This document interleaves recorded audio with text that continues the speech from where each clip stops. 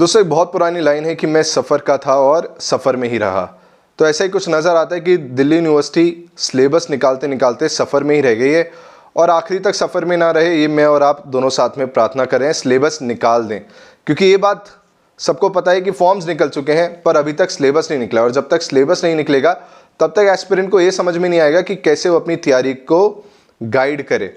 Although बहुत सारी videos बन चुकी हैं अलग अलग चीज़ों के ऊपर कि सिलेबस कैसे कवर करें, बाकी डाउट्स के ऊपर, पर उसके बावजूद मुझे ऐसा दिखता है जैसे मैसेजेस मेरे पास आते हैं कि कुछ सवालों के जवाब अभी भी मिलना बाकी है एस्पिरेंट्स को। जैसे कि अगर कोई एस्पिरेंट हिंदी माध्यम को चुनता है इस एग्ज़ाम को देने के लिए, तो कौन कौन सा सेक्शन है जो उसको हिंदी में अटेम्प्ट करना होगा, हिंदी का सिलेबस क्या रहेगा, तीसरी बात मैथ्स आएगी या नहीं आएगी, क्या इंडियन पॉलिटी को अभी पढ़ना है क्योंकि अभी के हालात अगर देखें तो लीगल तो स्क्रैप हो चुका है फिलहाल के लिए, तो क्या इंडियन पॉलिटी को पढ़ना है, चौथी बात कंप्यूटर अवेयरनेस का क्या सिलेबस रहेगा, उसके बाद कौन सी किताब खरीदे अगर हमें कंप्यूटर अवेयरनेस को सही से कवर करना है।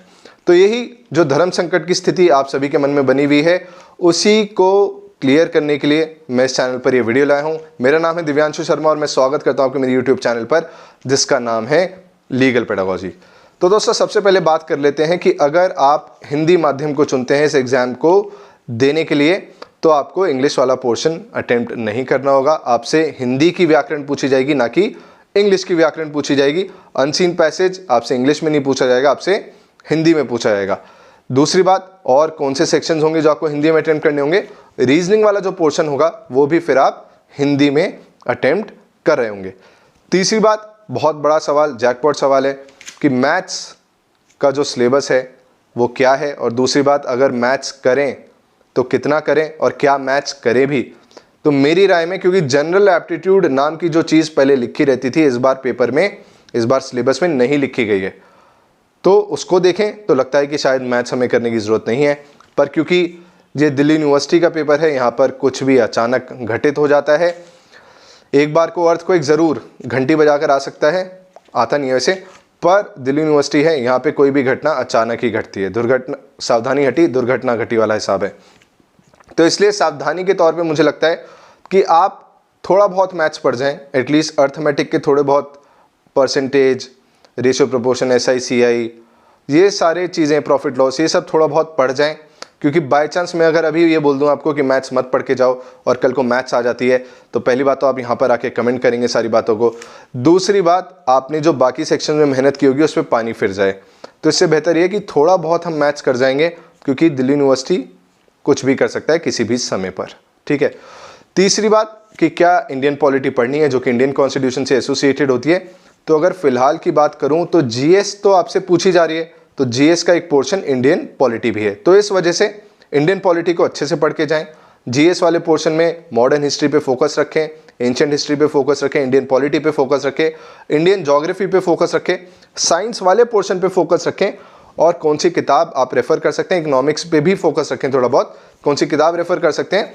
लूसेंट की एक किताब आती है, ऑब्जेक्टिव वाली भी आती है और सब्जेक्टिव वाली भी आती है, वहाँ से आप इन चीज़ों को कवर कर सकते हैं। पर ध्यान में एक बात रखिएगा, उसके ऊपर अलग अलग वीडियोस मैंने बनाई हुई हैं चैनल पर, कि करंट अफेयर्स को ज़रूर स्टैटिक GK से रिलेट करके पढ़ के जाएं, ठीक है। स्टैटिक GK से रिलेट करके करंट अफेयर्स को पढ़ें, क्योंकि करंट अफेयर्स तो आपसे हर हाल में पूछेगा ही। उसके बाद बात कर लेते हैं कंप्यूटर वाला जो सेक्शन है उसका क्या सिलेबस मेरे हिसाब से रहेगा। ऑल्दो अभी एक डिटेल सिलेबस आ जाएगा। अगर दिल्ली यूनिवर्सिटी अचानक जाग जाती है कि देश अब 5G पर चल रहा है तो उन्हें 2G पर नहीं रहना है, उन्हें भी 5G वाली स्पीड पकड़नी होगी। तो वैसे अभी फिलहाल के लिए मैं आपको बता देता हूँ जो मुझे लगता है कि कंप्यूटर से सिलेबस पूछा जा सकता है। Keyboard shortcuts, input output device, central processing unit, organisation of a computer, window explorer, MS Word, MS Excel, web browsing, networking devices and network threats like viruses. तो ये सारी चीज़ें आप पढ़ के जाएं। और कौन सी किताब रेफ़र कर सकते हैं उसके लिए, अरिहंत की एक ऑब्जेक्टिव वाली किताब आती है वो रेफ़र कर सकते हैं, या फिर अगर आपको डिटेल में थोड़ा पढ़ना हो कंप्यूटर अफेयर तो आप शिखा अग्रवाल की एक किताब आती है उसको भी रेफ़र कर सकते हैं। अब बात करते हैं हिंदी माध्यम में क्या सिलेबस रहने वाला है।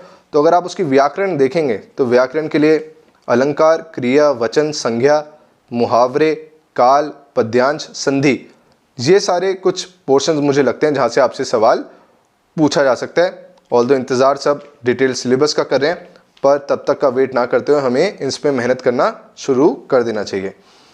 इंग्लिश की बात करें तो unseen passage, nouns, tenses, parajumble, idiom phrases, verbs, synonym, antonyms and conjunctions, ये कुछ सिलेबस का पार्ट फॉर्म करेंगे। उसके बाद लास्ट में आता है रीजनिंग का पोर्शन। आर.एस. अग्रवाल की किताब आप फोकस में ला सकते हैं क्वेश्चंस प्रैक्टिस करने के लिए, जिसमें आता है syllogism, blood relation, series, direction test, statement conclusion, argument, inference, ranking, sitting arrangement और एनालॉजी। ये कुछ पोर्शंस हैं जो आपको रीजनिंग में कवर करके जाने चाहिए। उसके साथ ही साथ ज़्यादा से ज़्यादा अगर आपको क्वेश्चंस प्रैक्टिस करने हो इंग्लिश वाले पोर्शन से, तो आप क्या कर सकते हैं, आप एस चंद की किताब आती है उसको रेफ़र कर सकते हैं, या फिर आप क्लैट के पेपर उठा लीजिए 2010 से लेकर 2015-16 तक। उसमें जो इंग्लिश पूछी जाती है, ऑल्दो लेवल ऊपर नीचे हो सकता है, पर 2010 से 15-16 तक आप पेपर उठा लें क्लैट का, और उसका जो इंग्लिश वाला पोर्शन है वहाँ से प्रैक्टिस कर लें। ठीक है, अब बात आती है कि ये जो बाइलिंगुअल में पेपर हो रहा है इसके ऊपर मेरी क्या राय है। मेरे हिसाब से ये काफ़ी अच्छा स्टेप है बाइलिंगुअल में पेपर होना, क्योंकि हिंदी माध्यम से जो बच्चा आता था पहले वो रेस से थोड़ा बाहर हो जाता था, क्योंकि इंग्लिश इतनी बेहतर होती नहीं थी, बाकी पोर्शंस काफ़ी अच्छे होते थे। पर हिंदी मीडियम में अगर कोई छात्र पढ़ा है तो गलती तो उसकी नहीं है, परिस्थितियों की भी कई बार गलती होती है, जिस वजह से बच्चा इंग्लिश मीडियम में नहीं पढ़ पाता है। तो उसको इस बार एक बराबरी का मौका मिलेगा। तो हिंदी का जो स्टेप लिया गया है वो बहुत अच्छा है, पर जो ये जनरल पेपर कोड रख दिया गया है ये अन्याय है एक तरीके से सभी बच्चों के लिए, क्योंकि आप एक अलग डिफ्रेंशिएशन वाला फैक्टर एलएलबी में ला ही नहीं रहे हैं। उसके अलावा अगर आपके डाउट्स कुछ मन में रह गए हों, मेरे से कोई सवाल हो, तो आप कमेंट सेक्शन में पूछ सकते हैं। पर एक बात आपको नहीं भूलनी है, इस चैनल को सब्सक्राइब करना है और चैनल को ज़्यादा से ज़्यादा लोगों तक पहुंचाना है। हर हर Mahadev. Thank you so much.